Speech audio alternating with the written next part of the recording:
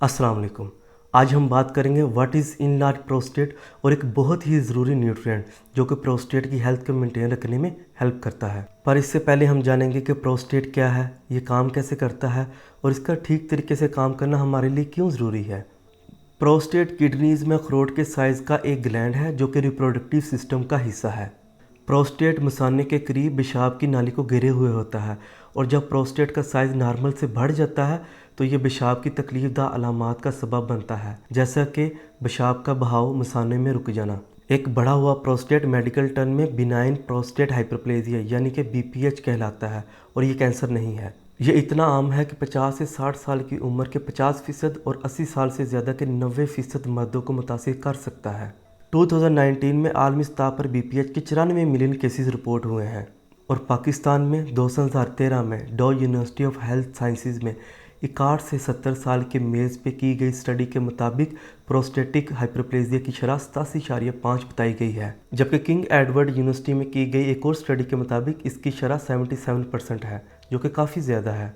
पर खुशकिस्मती से मखसूस न्यूट्रिएंट से भरपूर ग़िज़ा ना सिर्फ प्रोस्टेट को हेल्थी रख सकती है बल्कि बीपीएच के खतरे को भी टाल सकती है। प्रोस्टेट ज़िंदा रखने के लिए तो शायद ज़रूरी ना हो, पर रिप्रोडक्शन में काफ़ी हेल्प करता है। प्रोस्टेट 70% ग्लैंड और 30% मसल होता है। सो गाइस, हम में से बहुत सारे लोगों के माइंड में आ रहा होगा कि what is the function of prostate. Prostate का बुनियादी काम सीमेन फ्लूइड बनाना है जो रिप्रोडक्शन के दौरान स्पर्म्स को यूट्रस तक ले जाता है और प्रोस्टैटिक मसल का काम उस फ्लूइड को आगे पुश करना होता है। सीमन जिंक सिट्रेट, फ्रुक्टोज और prostate specific antigen PSA enzyme से मिलकर बना होता है। सो गाइस, अब समझते हैं what is the relationship between prostate and zinc nutrient. Prostate एक ऐसा ग्लैंड है जिसमें बाकी बॉडी की निस्बत सबसे ज़्यादा जिंक पाया जाता है। जब प्रोस्टेट इनलार्ज होता है तो जिंक का लेवल कम होने लगता है।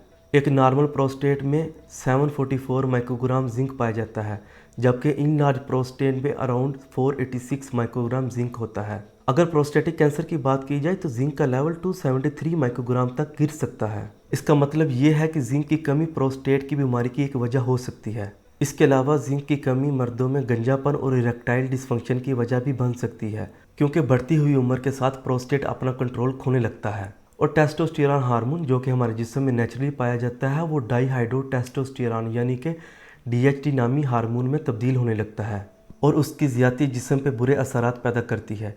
इसलिए प्रोस्टेट में जिंक का ज़्यादा मिकदार होना बहुत ज़रूरी है।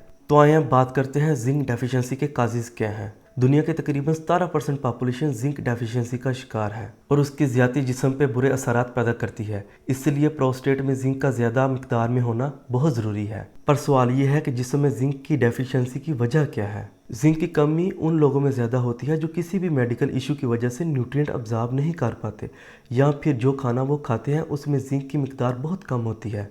बढ़ती हुई उम्र के साथ मैदे की कुदरती तेज़ाबियत कम होने लगती है और हमारा निज़ाम हज़म जिंक को अच्छे से अब्जॉर्ब नहीं कर पाता, जिसकी वजह से जिस्म में जिंक की कमी होने लगती है। अक्सर ये कहा जाता है कि 50 साल की उम्र के बाद रेड मीट यानी कि बड़े गोश्त का इस्तेमाल बंद कर दें और प्लांट बेस्ड डाइट यानी कि होल ग्रेन और सीरियल्स का इस्तेमाल ज़्यादा किया जाए।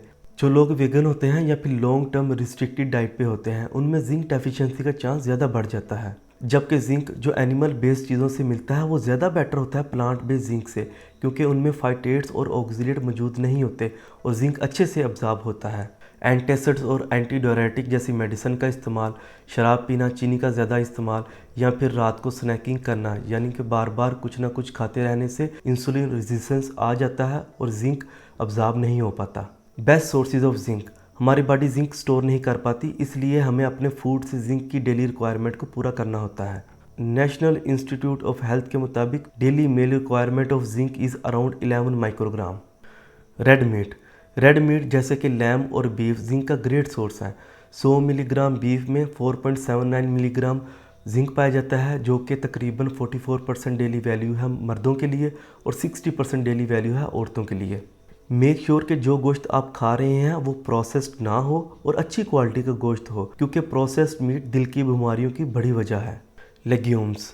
प्लांट बेस्ड सोर्सेज जैसे कि चनों की दाल, लोबिया और दालें जिंक का अच्छा सोर्स हैं। 100 मिलीग्राम पकी हुई दाल में 12% डेली सोर्स होता है मेल्स के लिए और 16% डेली सोर्स होता है औरतों के लिए। जो लोग वेगन होते हैं और गोश्त का इस्तेमाल नहीं करते उनके लिए दालें जिंक का सबसे अच्छा सोर्स हैं। सीड्स। सीड जिंक का अच्छा सोर्स है। 30 मिलीग्राम सीड्स में 27% डेली वैल्यू है मर्दों के लिए और 37% डेली वैल्यू है औरतों के लिए। और अगर इनको बैलेंस डाइट में खाया जाए तो ये कोलेस्ट्रॉल और ब्लड प्रेशर को भी कंट्रोल करते हैं। एग में मॉडरेट अमाउंट में जिंक पाया जाता है। एक बड़े साइज़ के अंडे में 5 से 7% जिंक होता है। डेयरी, दूध और चीज़ दो बड़े सोर्सेज हैं जिंक के, जिनमें हाई अमाउंट में जिंक पाया जाता है जो हमारी बॉडी में आसानी से अब्जॉर्ब हो जाता है। एक औंस चीज़ में 10 से 13% जिंक डेली वैल्यू होती है, जबकि एक कप दूध में 9 से 13% डेली वैल्यू होती है। पर गाइस, जिंक का इस्तेमाल अपनी डाइट में बढ़ा देना इस चीज़ की गारंटी नहीं है कि आपका इनलार्ज प्रोस्टेट, लो टेस्टोस्टेरॉन लेवल या फिर रिस्क ऑफ प्रोस्टेट कैंसर कम हो जाएगा, क्योंकि स्ट्रेस और मेडिकेशन जैसे और भी बहुत सारे फैक्टर इन्वॉल्व होते हैं। तो गाइस, आज के लिए बस इतना ही। अगर आपको ये वीडियो पसंद आई है तो अपनी फैमिली और फ्रेंड्स के साथ शेयर करें ताकि वो भी अपनी सेहत का ख्याल रख सकें। शुक्रिया।